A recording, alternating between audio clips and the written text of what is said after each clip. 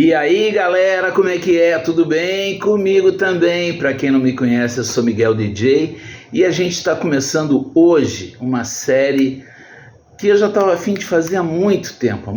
Eu não sei, está começando agora, não sei que horas vai terminar, que dia vai terminar, mas a gente vai fazer muitos episódios, certo? Muitos episódios. Eu vou contar um monte de histórias para vocês.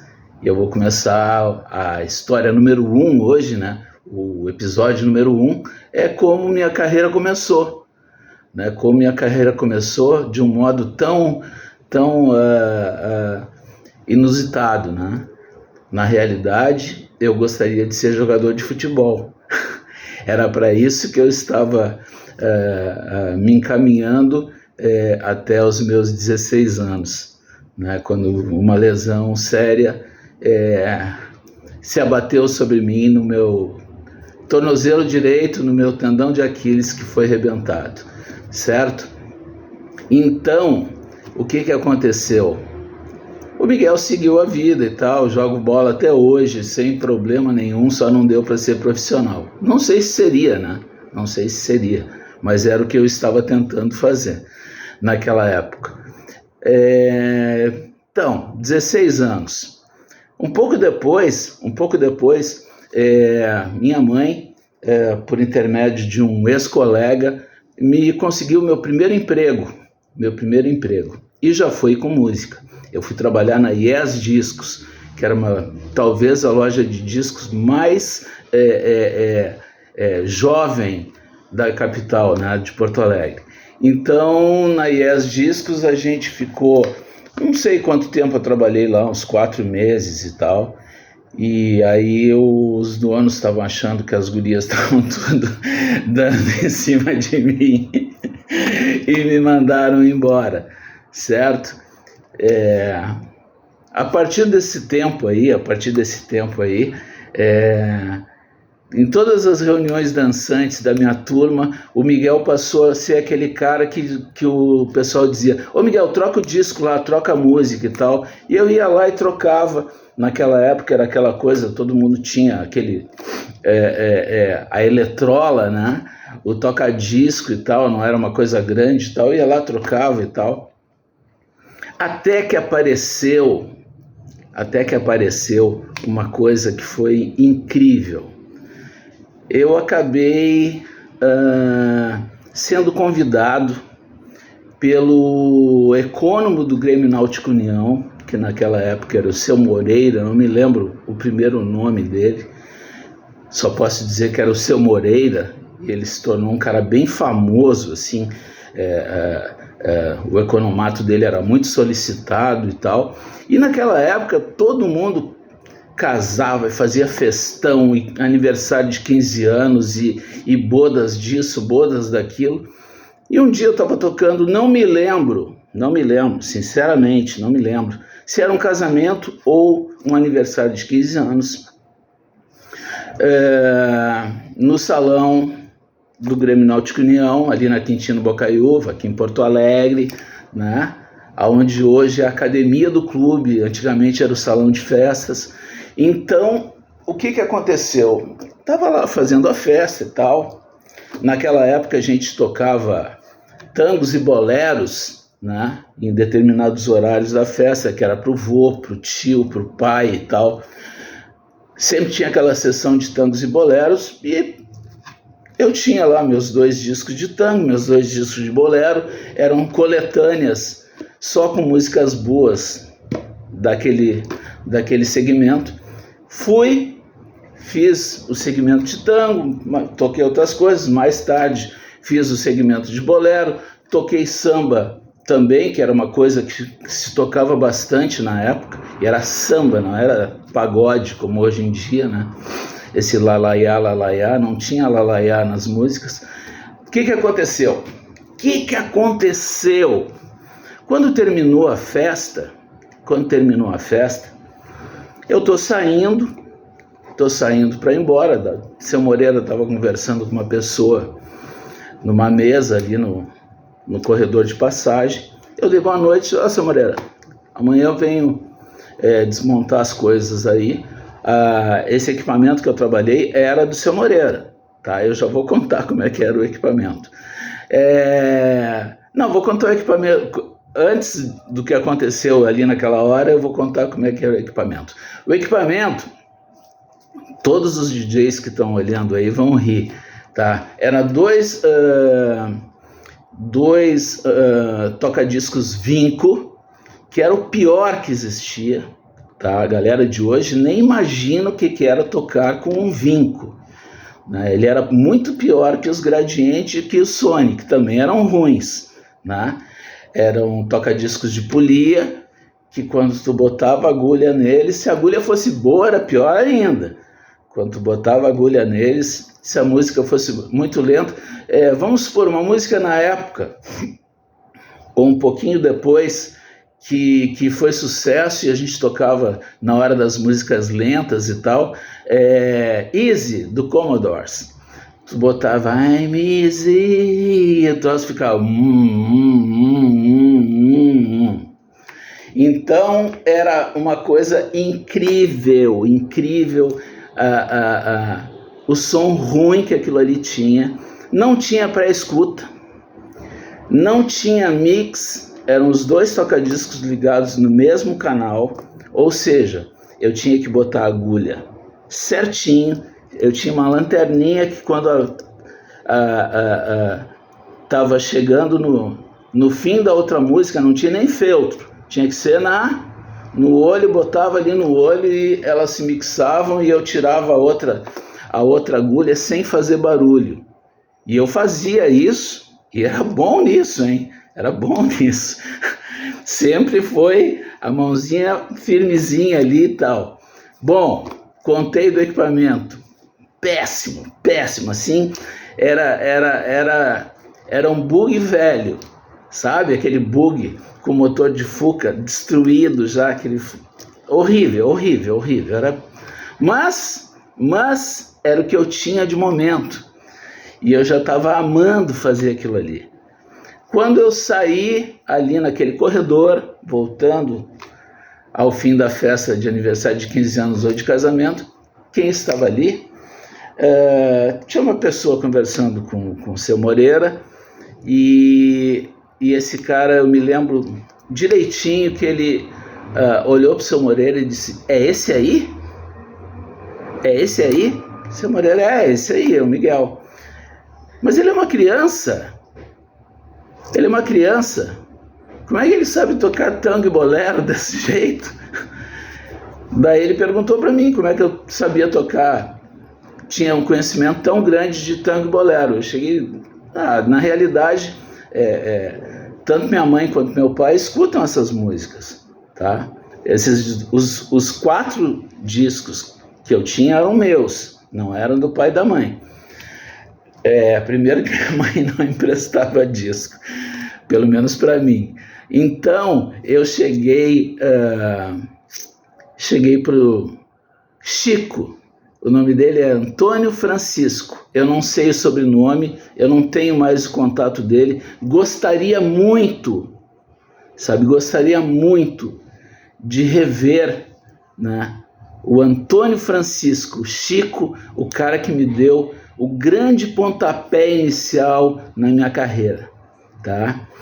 Ele tinha comprado naquela semana o Eversound, que era talvez, pelo que eu conhecia, o melhor equipamento de som de Porto Alegre. Tá? O melhor, era o mais top. Também não tinha pré-escuta. Tá? O mix era mono, o equipamento era mono, porque era aqueles módulos da Cotempo. Tinha 2 pirulitos de 100 watts de cada lado, e aquilo ensurdecia mesmo tu fazendo uma festa com 200 watts. Perguntou para mim: tu quer trabalhar para mim? Eu comprei o Eversound hoje. Cheguei: tu comprou o Eversound hoje? O Eversound era o equipamento que estava fazendo as domingueiras do União, né? E eu ia lá na frente do equipamento babá e tal, já... O nome do dono se chamava Everton, por isso que era Eversound. E eu já tinha ajudado ele a carregar a caixa para dentro, para fora e tal. Estava me tornando amigo dele.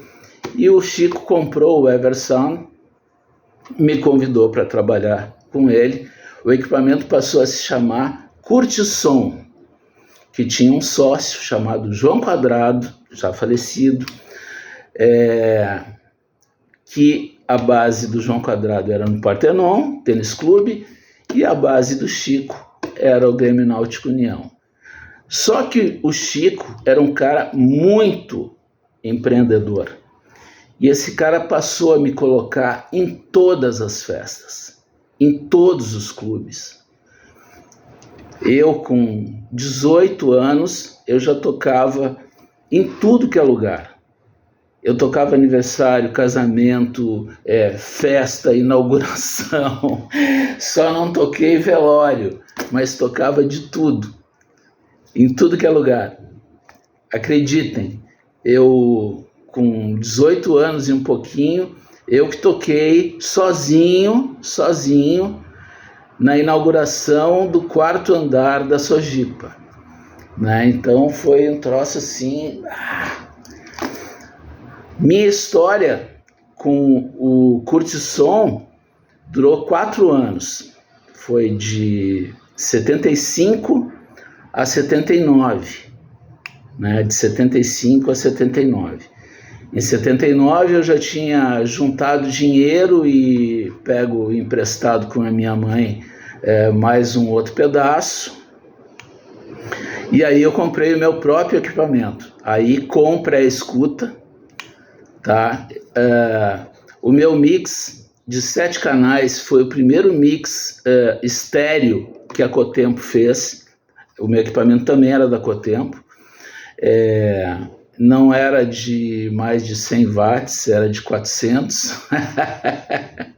Era de 400. E eu tive... E o nome do equipamento se chamava Mad Songs, ou seja, loucas canções. E Mad é as iniciais do meu nome, Miguel Ângelo Dalberto, né? Que casualmente em inglês é louco. Tá certo.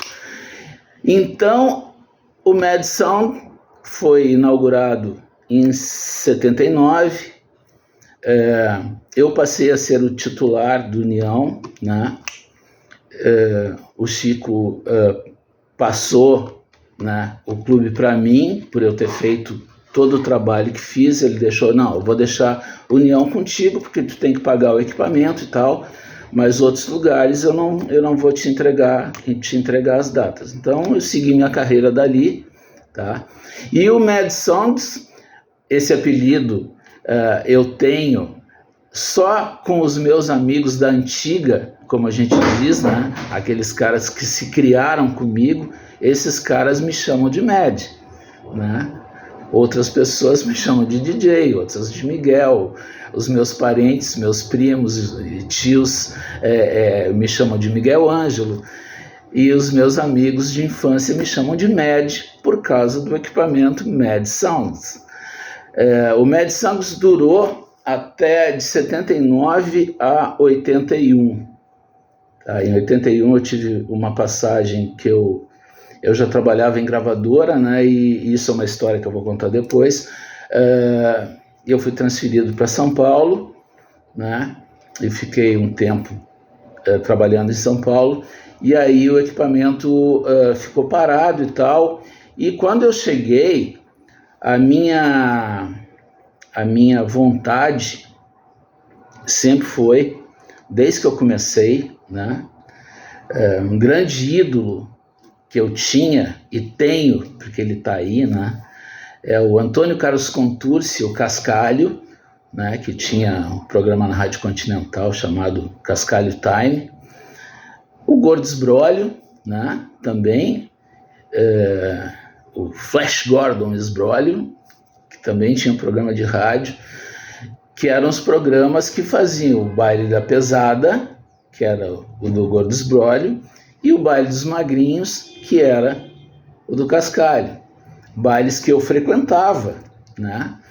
Então a minha vontade era, como eu sempre digo, era ser um DJ da primeira divisão.